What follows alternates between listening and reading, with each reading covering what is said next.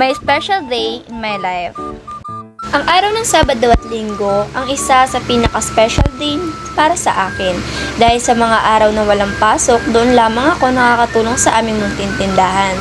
Kung sa ganon, nakakapagpahinga minsan si Mama. Dahil araw ngayon ng Sabado, marami tayong customer dahil araw ng sahod, kahit malakas ang ulan, ay patuloy pa rin kami sa aming pagtitinda dahil ito lamang naman ang aming pinagkukunan na munti naming kakainin sa araw-araw. Pagka wala si Mama, ako ang tumatao sa aming tindahan.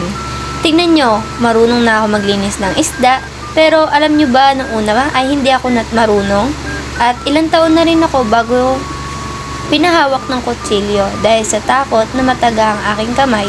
Dahil ngayon, biyasa na ako sa paggamit ng kutsilyo, maaari na akong tumulong sa aming tindahan. Pwede ko nang pagpahingahin si Mama kapag walang pasok. Kahit malakas ang ulan, ay patuloy pa rin kaming tinadagsa ng mga mamimili. Dito nga pala ang aming tindahan sa May Iba, Rojas Road. Hindi lamang pala isda ang aming binibenta, meron din kaming iba't ibang klase ng gulay at karne. Pwede nyo rin palinisan ang inyong mga bibilhin. Sa mga oras nga pala ito, ay pasara na rin ang aming tindahan at ang aking nililinisan ay huli na sa aking customer. At si Mama ay pinauna ko na sa aming bahay upang makapagpahinga.